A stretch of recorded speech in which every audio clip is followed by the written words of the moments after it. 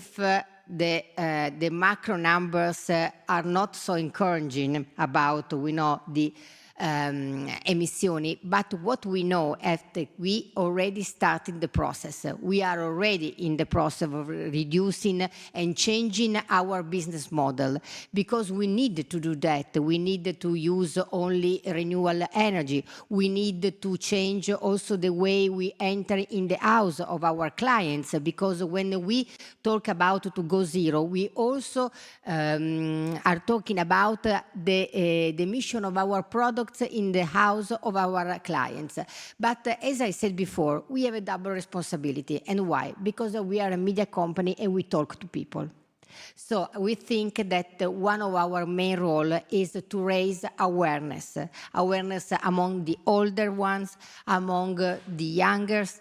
But what we need to do is to explain why we are out of time. Because if the younger, of course, they think about their future, and of course they want a planet as their fathers and mothers. But what we need to explain is that we already see the sign of the climate change every day when we talk about what happened, for example, in Australia, in California, even in Germany. But every day we see extreme weather events in our cities. It is not something that came from nowhere. It's a sign of a climate change, and we need to raise awareness, even that when we talk about, for example, simple consumer habits, such as what you put on your table, what you eat, what you consume. And this is a job that a media company could do, because we are in the house of millions and millions of European people.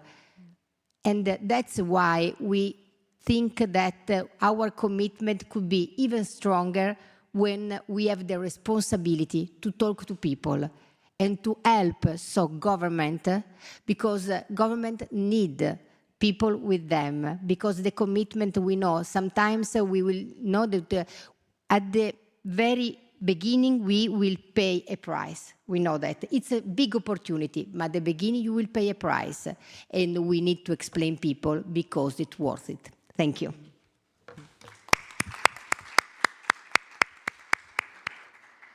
Thank you very much. So a really important point there about raising awareness, which I think also links to Raimondo and Nigel's point about the ambition loop.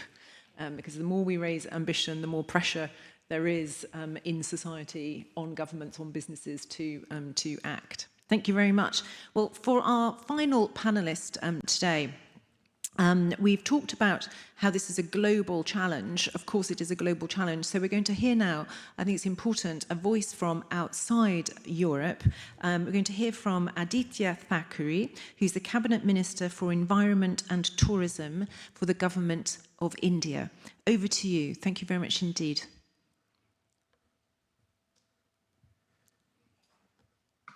Thank you. It's a great pleasure and honor to be a part of this beautiful event, held by Wilton Park. Thank you for bringing us all together. I've had the opportunity to also have a conversation with Nigel once before, and we're all excited for the Race to Zero. We've all been mentioning different tracks and different pathways and different races to Race to Zero. And someone also happened to mention the Olympics. I think the Race to Zero is not just a race. Every sport we can think of, every activity we can think of in terms of the Olympic example, be it the javelin throw, be it the swimming, everything we need to do to get to zero is very, very crucial for us today. As I've been listening to some of the conversations out here and the esteemed panelists, we all feel the brunt of climate change, no matter where we are in the world. It is about our changing environment, changing climatic patterns, and what we are facing today. Coming from the state of Maharashtra, to give you an example and just an introduction of what we are as a state, we are India's second most populous state, one of the most industrialized states. Our industry has tripled in the last 50 years. Having said that, our urban population also has increased by almost 60% in the last 60 years of the formation of the state. So today, to give you an idea, almost 65 million people live in cities in Maharashtra. That's probably the population of France, and 65 is a conservative figure. We have a huge floating population that moves each month across. Now, whilst we say this, and of course, to be very proud that we are the financial powerhouse of our state, we are also, a financial powerhouse of our country and probably the most industrialized.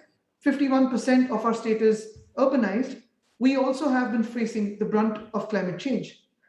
In the past 13 months, we faced 3 tropical cyclones, none of which we had faced in the last 100 years. We faced 3 of them, extremely devastating, along with landslides, heavy rain hitting the Western Ghats. Now, that is a huge cause of concern for us. But the cyclones are not just the one event that we're facing. The newspapers today have said that the city of Mumbai, which is again the financial capital of India, we've had more than 3,000 millimeters of rain each year for the past 3 years. And that's huge. And when we face climate change events like these, our cities face flash floods, a lot of property, a lot of our life and livelihood comes under stress and damage. In the past 10 years, we've not just seen extreme rainfall and cyclones, but we've seen 5 or 6 years of extreme drought, then unseasonal rainfall, hailstorms, some months of winter that are extreme, some months of summer that are extreme. So these events, of changing climatic patterns or weather patterns are not anomalies anymore. There is a certain pattern to it, and which we've realized is climate change. In our conversation with Nigel's team and in terms of the Race to Zero and with C40 and with multiple think tanks around the world, just last week in the Global Citizen event and of course with Race to Zero, we have declared that 43 of our cities with a floating population of 65 million people are committing to Race to Zero. And this is not because we were pushed by someone. This is not because we were lured by someone. This is not because we have great events like COP26 coming around. This is because we genuinely feel the need that climate change is an emergency and we need to start acting now. The time to act is now. If we don't act today, we are going to be late. We often say that we have time to 2030. Some people say 2040. Some countries say 2060. I think that is too late. And even if we have to reach our goals by 2040, 2030, whenever, I believe that each step starts from today. And the urgency is what we feel today. To be congruent with that, what we have actually started off doing, and let me give you a snapshot of what we have done in the past 1 year, and then come forward to what we are planning to do so, and hoping to have cooperation and coordination with many more subnational governments across India, is we have started a campaign from the government of Maharashtra called the Majhi Vasundhara Abhiyan. It's called the My Earth Movement in literal translation. We've chosen to focus on 5 elements of nature, and since Gandhi Jayanti last year, which coincidentally happens to be tomorrow, that is 2nd October. So last year, 2020, we started off. In this 8 months or 9 months of planning and working, our administrative team of the government has planted more than 2.2 million trees. We've created 1,650 green spaces, rejuvenated almost 237 green areas. We've got an amount of compost generated that is equal to the time of 10,663 tons. Rainwater harvesting facilities have been implemented in almost 6,000 buildings, old buildings, and 3,500 new buildings. We've saved almost 11,145 million liters of water. That's what we consume in 1 day actually as a state. We've got 775 water bodies cleaned, 1.2 LED bulbs and 70,000 solar lights implemented across the states, installed completely. 736 biogas plants, 701 solar pumps, and we've abated almost 300,000 tons of CO2. That's the amount absorbed by almost 17 million trees in a year. I think these are some of the things that we've started doing because we realize when governments start speaking about climate change, we're speaking at the people and not with the people. And that's why I believe that the change has to be both inward and outward, starting with ourselves as governments. And this is where we started tracing our own carbon footprint as a government, as the administration. And we said, look, before we start preaching to the people, let's start off by ourselves. Going forward, we are probably the first subnational government to present the IPCC report to our cabinet. The chief minister, in fact, has given us the mandate to form a council for climate change for our state. What we intend to do with the COP26 and with our partners globally is to look forward of how we can use these 5 elements of nature that we have historically worshipped in our country, India, and actually bring them to a place of worship so that we don't pollute them again. I think that is very important. Like I said, we have the only last decade to act. And if we have to act, the time to act is now. If we don't act, it will be too late. With this, I would not say end my address or my remarks. I would say this is just the beginning. And I hope to work with all of you closely in great partnership for our planet. Thank you. Jai Hind.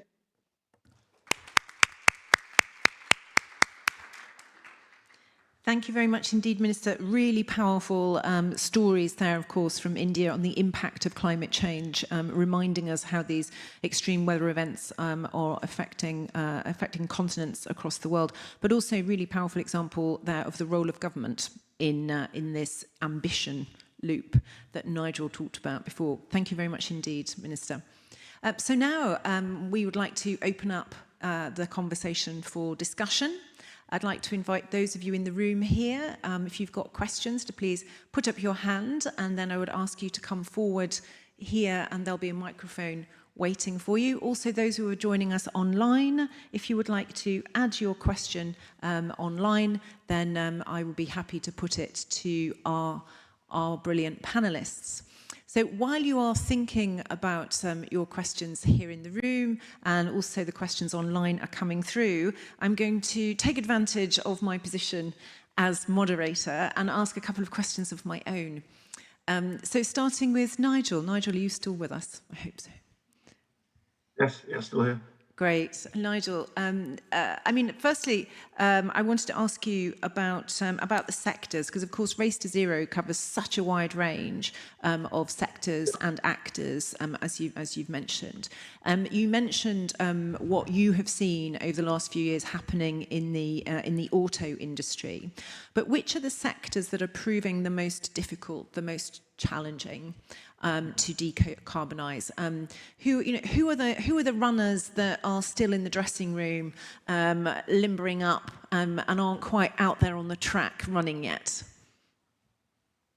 Right, good question. First of all, thanks to all the panelists. I'm feeling really energised and invigorated. And Raimondo, I was also my first COP was 2009. Maybe there's something about 2009 which kind of inspired us to roll our sleeves up. And Aditya, I love I didn't know the population of Maharashtra until Aditya and I spoke a couple of months ago. 125 million people, and I think what Aditya, and I love the sort of the similarities and the contrast between Emilia-Romagna and Maharashtra. And you're right, Jill, that subnational government often has. In fact, it was Michael Matthews from Scotland yesterday was saying that subnational governments often are closer to the problem and closer to the solution. So it's so great to have the private sector and local, and subnational governments. And subnational governments can often be very big, right? I mean, so Maharashtra must have a population bigger than every country in Europe, right? So it's somewhat arbitrary what we call a subnational. So I'm glad that Raimondo mentioned the breakthrough. So we have published sectoral roadmaps for nearly every sector of the economy, and that's not unique work that my team have done. It's been sort of crowdsourcing. There's lots of great work being done by many partners in the Marrakesh Partnership, and we've defined these breakthrough points. We now have 15 of the 30 sectors have reached the first breakthrough, which is to get at least 20% of the major runners in the race. And that's faster than we thought. We only launched that idea of breakthroughs in January. We hope to get to 10 of the 30 sectors by COP. So, and all of them by 2023. So now we've already got to 15, and we're going to try and get to all of them by COP 27. It's interesting, Jill, that you might have thought 2 years ago that sectors like steel and cement would be the slowest, because both of them have processes which generate CO2. Like cement, the actual chemical process of making cement emits CO2, and primary steel is made by using metallurgical coal, which emits CO2 when it's burnt. But in the last 2 years, we've seen an amazing pivot. First of all, the first company commits to net zero by 2050. That's quite a good proof point. Then the pathways are published, and the Energy Transitions Commission, chaired by Ajay Mathur from India and Adair Turner from the UK, have done an amazing job on that. So actually, I'm really confident on cement and steel. We're starting to see real investment in green steel plants relying on green hydrogen. The sector that is still the slowest by far is the oil and gas sector. Some of them are very seriously engaged. None of them are in the race to zero, partly because we don't have a final methodology yet. But that's the most challenged sector. Most of the movement there is coming on the demand side. Like, you know, we are phasing out the combustion engine globally. But I think we'll see some oil and gas companies join the race to zero next year. But that's going to be the hardest one, because remember, the majority of the oil and gas industry is state-owned.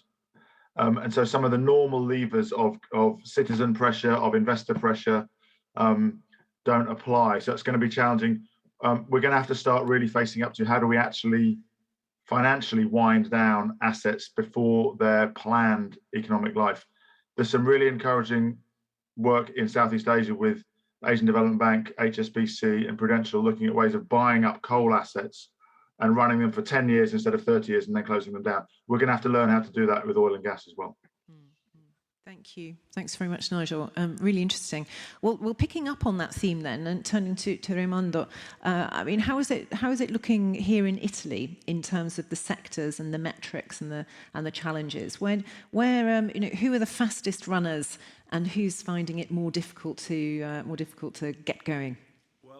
First of all, as Nigel said, it's very important to consider not only the process of the companies, but also the core product. So in our foundation in Italy for Climate, as a joke, we started to call the core green, so the industries who are delivering really a green product, or let's say climate neutral many times, like renewables, for example. The go green, so the ones that they are not producing directly something that is decarbonized, but they are decarbonizing the process of the company, and these are really a big number. And what we call by joke never green. The never green, as Nigel said, he mentioned the coal now, immediately, and the oil and gas, let's say before 2040, 2050. So of course the energy sector is divided into this, let's say, part. But what is very important is that all of them, almost all of them, at least if we forget about coal, all of them, they are really aiming at the go green approach. So the decarbonization is possible for all of them, and it's not a matter of who arrives first. I would like to mention this because, of course, it depends on your business. So there are businesses like steel, like cement, that cannot say we will be zero emissions in 2028. It's impossible because there are not the technologies yet, there are not the finance and investments, but they can do it in 2040 or in 2045. So it's not important. This is our perception as the Race to Zero in Italy for Climate. It's not important to announce I will be the one who arrives first. It's very important to make it in reality. So coming back to your question to Italy, Italy is very famous around the world, and it's very important for food and fashion, for example. And food and fashion have still a big, let's say, a long path to be done, but they started already. And in the food industry, for example, the European strategy of farm to fork can help a lot in this.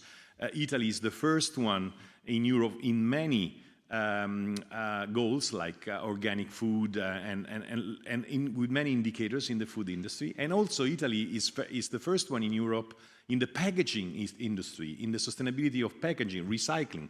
We don't know it. Sometimes we don't know if we are the first one. We don't say it outside as Italians. It's part of our history and culture. And we should know it and we should say it, because it's important when you do the Olympics that you know that you are, the gold medal yet, because you have to defend. So what is important is that the Italian companies can talk to each other and can become a team. Green economy works if we do it as a team. And this is something that you are helping us to do indirectly, because, organizing this, promoting the COP, then you are making possible the Italian companies to sit together and to work together for the goal. So the never green are just a few. All the other ones are go green, and they can make it. No, thank you very much, Raimondo. A really important point, I think, comes back to the marathon analogy, that it's not about who finishes first. It's that, we're all on that road together.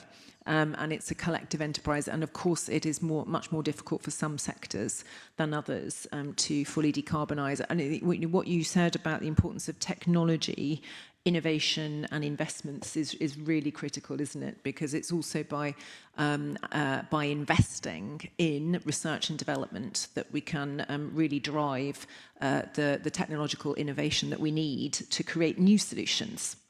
I was talking only yesterday about carbon capture and storage, for example, and the huge investments that the UK government is making in CCS, and also a cost challenge fund supporting research and development into how to bring down the costs, because it's very expensive technology, but we think it needs to be part of the mix. It's a very expensive process. So we are all in this together, absolutely. And Sarah, you mentioned the double responsibility of Sky, because as you put it very eloquently, you're in people's homes, you're in people's living rooms.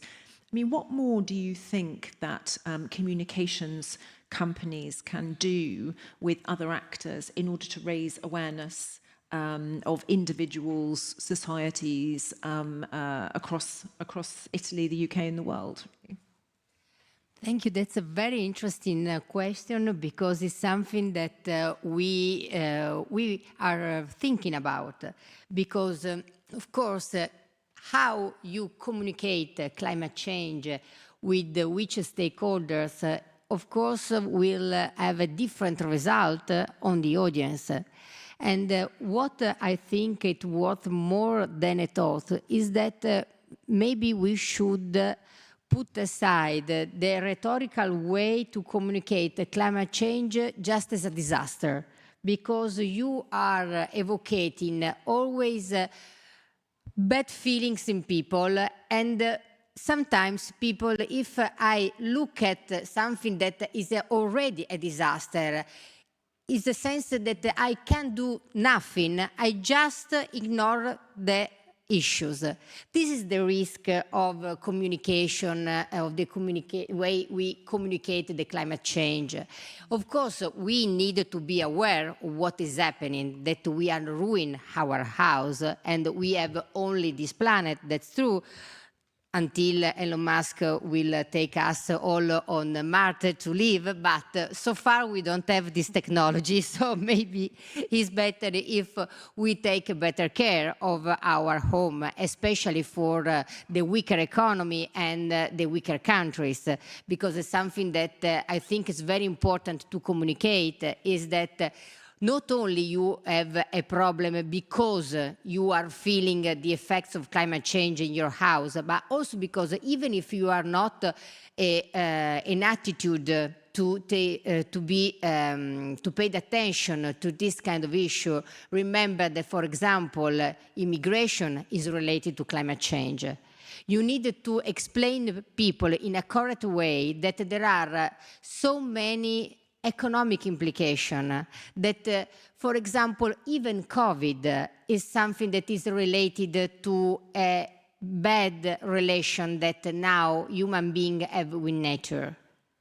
It's something that can be explained in a correct way, and we, together with the stakeholders such as not only governments but also, for example, health institutions, we needed to explain, we try to explain that, for example, if you have a different relationship with the nature and you take care of your planet, is also taking care of you, of your family. Because as many physicians are explained, if you eat food that is a friend of the environment, is a food that's also friend of your health, of your well-being. We needed to explain a different way of well-being and different way of living that can improve your life. Is not something that will deprive your life, because another thing that is very, very common is that a green life is a sad life. I have to give up so many things, but it's not true. It's not true at all. And this is another issue that needed to be addressed in a proper way. And I think that also, for example, the cinema, the entertainment industry can help, because of course it can address different messages in different ways. We don't need to talk about climate change only in news. No, you need to talk about climate change and the environment issue. Also, for example, in TV series, in movies, and giving a role model, positive role model about this kind of behavior. I think that, I don't know if I give a proper answer to your question, but I think that we need to put together the same table different stakeholders in order to communicate better these issues in a different way. I think that we correctly addressed the sad effects, but not the positive that this change will bring to our lives. No, excellent answer. Excellent answer, Sarah. Thank you very much indeed. I think, the point that you make about how just tackling this issue, addressing this issue through news, with the terrible footage of floods and fires, etc., can lead to a bit of a sense of defeatism in people. Well, nel mio piccolo, what can I do? What can I do as an individual? And I think it's really important, as you say, Sarah, to have a positive narrative around that. It's what are we doing in our homes, in our private lives, but also in our businesses, in our organisation, in our work lives. How are we contributing? How are we contributing to this positive story? Otherwise, we really go down the negative road of, well, there's nothing we can do. There absolutely is. And all of you here joined us, and all who've joined the races are doing it.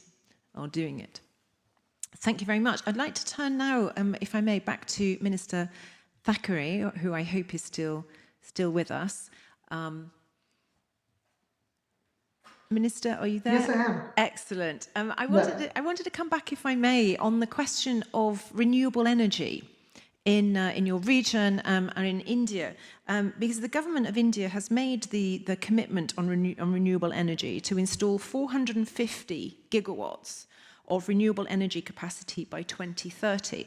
Now, this really struck me because, you're talking in India of 450 gigawatts of renewable energy.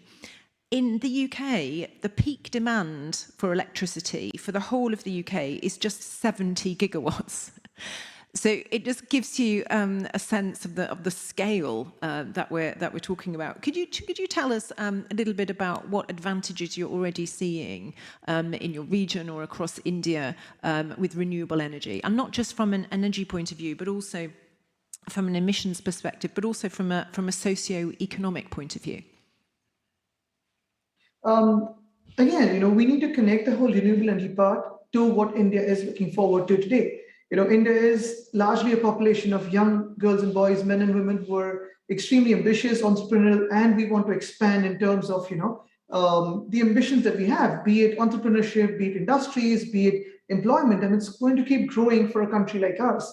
Obviously, for us and for any other country, one of the biggest criteria for development is energy consumption. And energy consumption each day in a country like India is on the high. While we're proud of it, we also believe that the energy consumption must be emission-free. As few emissions as possible is what we're looking at. And again, we look at being one of the powerhouses of energy around the world in terms of supplying it to the grid. Now, while we do this, there are 2-3 things we have to look at in terms of what we are doing with energy. Of course, India having a few states like Gujarat, Rajasthan, Madhya Pradesh, especially the whole belt where you have a lot more days with sunlight, a lot more days with heat, and of course, extremely efficient for solar energy. That's what we're looking at, because wind energy and the type of wind that we have here, unlike in the UK where you have a lot of offshore wind, and especially Western Europe, we have lesser sources or lesser possibilities of wind. So we bank largely on hydro and solar energy. So that is one. But the other factor, which I believe personally is very, very crucial, along with the target that we have set, the ambitious target we've set for renewable energy, is 25% of our energy needs will be met by renewable energy by 2025. I think this is very, very crucial, because what we are doing today is moving extremely fast towards a extreme high consumption of energy, because there's more formal housing coming in the picture, more industrialization coming into the picture, more corporates coming into the picture, more industrial growth coming into the picture. But for something like electric mobility too, now India having one of the largest markets for cars, and for example, something as just as a city of Mumbai, today we have 386 buses in our public transport system, which are fully electric, completely electric and emission free. In the next 2 years, that's by 2023, we're adding 2,100 buses to this fleet. Likewise, 43 cities are going to add more electric buses and aim to have 50% of our fleet by 2025 to be fully electric. So if we're going to move towards electric mobility, if we're going to move towards formal housing from slums upward mobility into formal housing, if we're going to move towards rapid industrialization, our energy consumption is going to shoot up. And while we do that, we need to be careful that this energy consumption coming from an energy generation has to be green, clean, and emission free. I think that is one of our goals. Thank you. Thank you very much indeed. I've got a question online that I'd like to put to Nigel, if I may, and also if the participants in the room could have a think about any questions you'd like to ask. I'll come to you next. But Nigel, are you still there? Yes. Yeah, excellent. Thank you very much. Question online. I mean, we're talking, of course, this week about the Youth COP, about the pre-COP, and 1 month to go until COP26. But there's a question looking beyond that. What happens next? What happens after the middle of November in Glasgow? Well, the race is not over. Maybe we've run the first lap of a very long race with many, many laps. So we will continue to encourage people to join the race. More and more as we reach a critical mass in each sector, we're focusing much more, less on getting people in the race to making sure people are running fast enough. And there's two aspects to that. There's a sort of positive and a negative, if you like. The positive is the work that Raimondo referred to about these sectoral pathways and the breakthroughs. Like, there's almost no green steel production capacity in the world right now. By the 2040s, all steel is going to have to be green. There's one small plant hybrid in Sweden, but we're now seeing the first big investments. H2 Green Steel in Sweden and ArcelorMittal in several European countries. And on our pathways, we say we need to get to 40 million tons of green steel in production by 2030. I think we can see our way to about 16 million already being CapEx approved and being built. So that's the sort of thing we'll be focusing on more and more, what's happening in the real economy, what policy support is needed, what fiscal instruments. And then on the negative side, I'm a big fan of the Tour de France, and they have a thing called the broom wagon in the Tour de France. If you're not going fast enough, you get swept up by the broom wagon. So, we're paying a lot of attention to rigorous targets and to making sure that people are going fast enough. But there is some greenwashing, and we need to make sure that anyone who's maybe got an illegal electric motor in their Tour de France bike gets taken out of the race, because we can't afford one or two bad actors to discredit all of the great commitments and momentum that there is there. And there's always one or two bad actors, and we need to wheedle out. So there'll be a lot more emphasis on the real economy breakthroughs and the broom wagon. Thank you very much, Nigel. And your last point about greenwashing, of course, is so important for credibility and for maintaining the public consensus that Sarah was talking about earlier as well. So really important that there's transparency. Just to explain for those who don't know, of course, if someone says net zero 2050 or 2045, that's several CEOs or mayors or ministers down the road. So if I'm a CEO and I commit to 5 CEOs down the road delivering net zero, it's not really a commitment. So the race to zero requires not just the headline commitment, but short-term science-based published targets and then annual progress reporting so that everyone can be held accountable to their peers, to investors and to citizens. Yeah, I think that transparency is so important for the credibility of the races. Thank you, Nigel. So please have a question here in the room. There's a microphone for you there. A lot of the overall, say, carbon footprint, if you consider, for example, countries like Italy. And what do you think about what we can do more than what we are doing to try to, let's say, engage, say, longer value chain and small companies in this game, because we need them? Thank you. Thank you very much. Thank you for your question. I'll turn first to Raimondo, if I may. These are two very, very good and difficult questions. The first one is about the difference between sectors, what Nigel was mentioning. Of course, what we should avoid is to treat equally all the companies. You know, when you go and you study law at the university and you study the Italian Constitution at the Article 3, where it said that all people should be equal comparison to the law, towards the law, the teacher, the first thing that teaches you at university in the very first lesson is that to be equal doesn't mean that they should all be treated in the same way. To be equal means that different situations should be treated in different ways. So what is important is that, as you said, a first achievement we got in the Race to Zero is that the inclusion of Scope 3 emissions, it's there and it's mandatory for everybody, because before each one was doing cherry picking for its emissions and say, okay, I can control only Scope 1 and 2, I forget about Scope 3, or the cement industry will do differently. So what is important is to understand in each sector which are the challenges, first. Second, you work in the finance now after working in cement, you said. Finance is crucial. Private finance is crucial, not only public fundings. So there should be an alliance between finance and companies and investors thinking about middle terms and not only immediate, short-term gainings.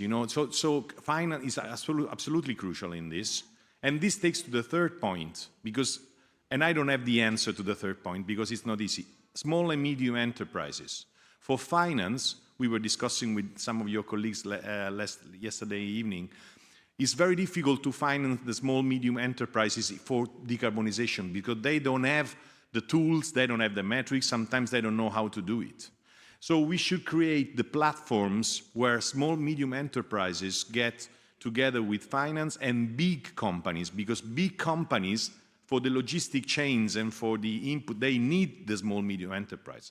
But this is the most difficult thing to be done, and in particular in Italy, where small and medium enterprises are the majority. It's not France or Germany. So I suggest that we all work on this. As Nigel was saying, we are at the first lap. Maybe the second lap of the race in Italy should be focused on small, medium enterprises. I don't have the answer yet. That's very interesting. Thank you. Thank you very much. We have another question in the room if you'd like to come forward. Thank you.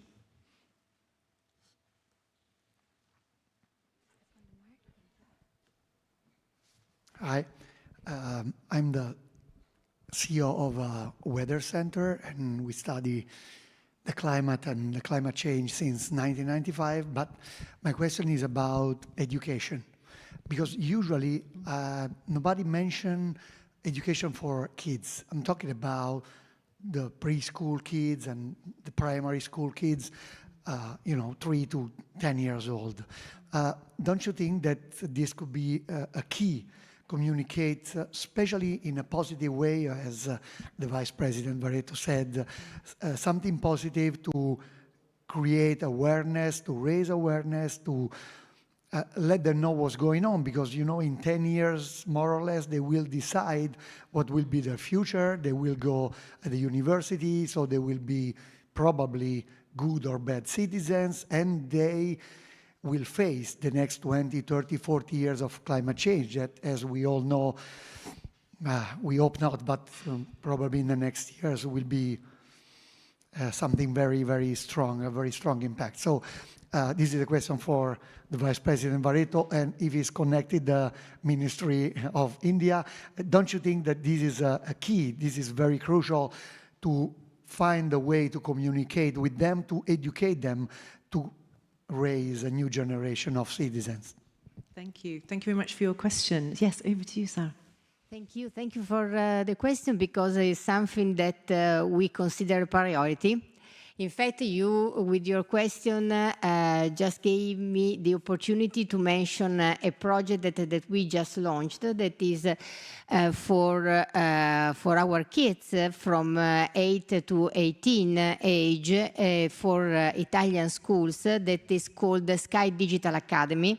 It is something that put together the digital capabilities and help to develop digital capabilities of our kids in school, together with the environment issue. We launched a contest for schools that would like to participate, in which they have to develop, for example, app or a website to find a solution to tackle the climate change. So we put together something that we think that will be normally connected, the digital revolution and the environment, because we need to make the younger, but also us, aware the fact that we will win all together, and this is one of the key factors, but we will win also if we will use the digital revolution in a proper way.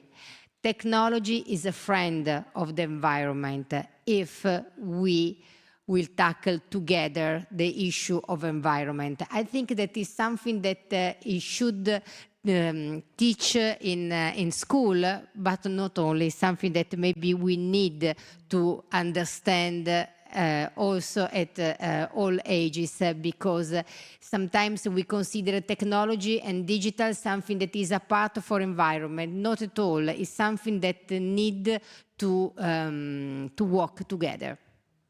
Thank you. Thank you very much indeed. And Minister Thackeray, if you're still online, Yes. could I ask you to address that question about education? How important is the role of education for you?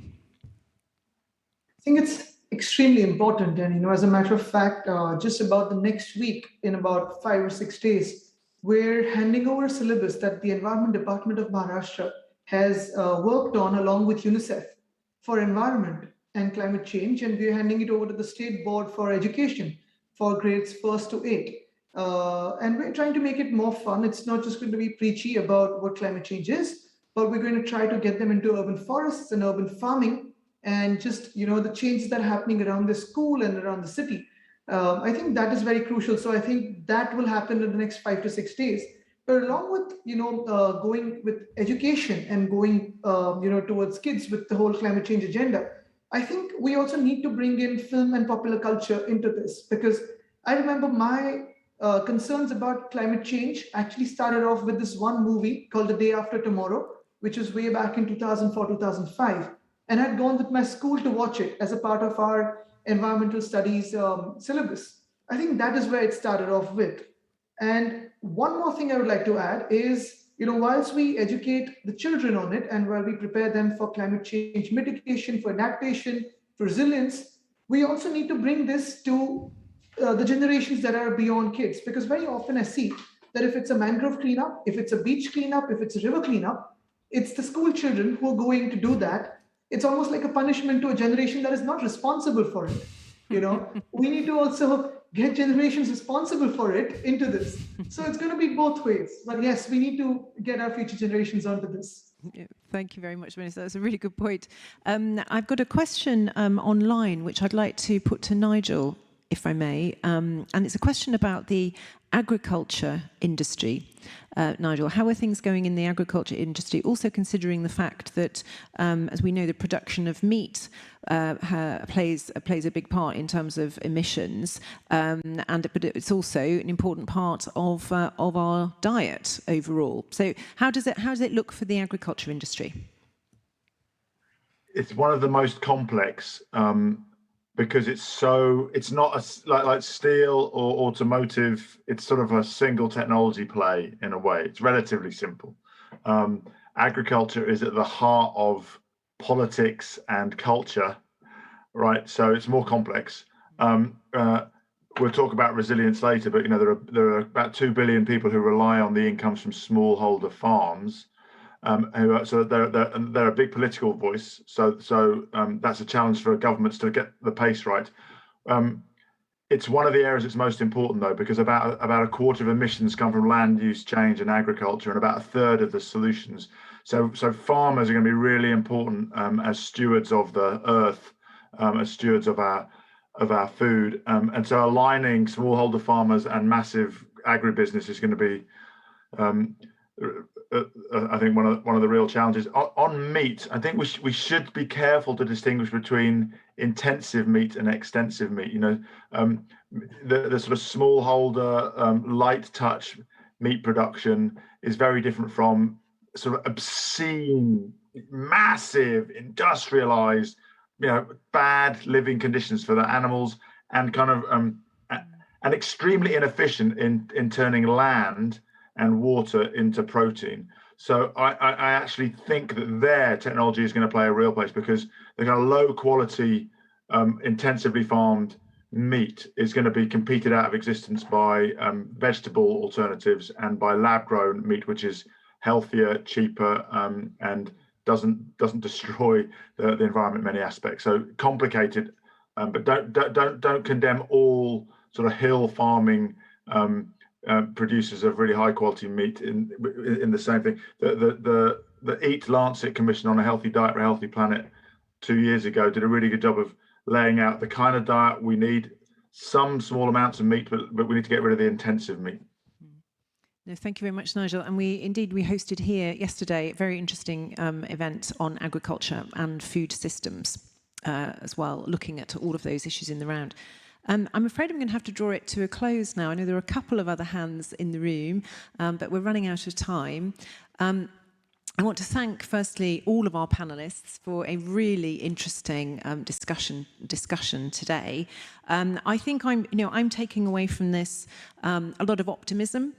I found it very inspiring hearing these stories today. And in general, as the British government in Italy, over the last year or two, where we've been amplifying our work and our partnership on climate issues, it has been really inspiring to meet the businesses in Italy in all the sectors, from food to fashion to automotive, engineering, and also in the energy sector, who are all so committed to this agenda. There's a really strong commitment across the sectors in Italy, and also at every level, regional, city, and local level as well, as there is in the UK. And of course, we seek to bring together British and Italian partners working on these challenges so that they can share experience, share solutions and best practice. And it's through creating those spaces that we have really felt and seen this mutual commitment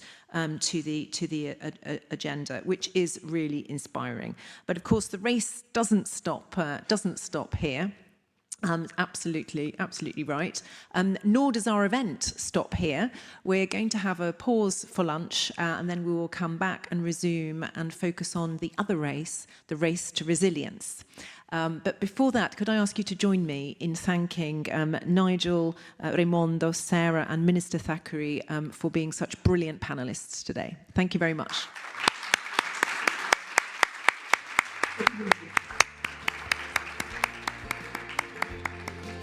And I'm pleased, would like to invite you for lunch.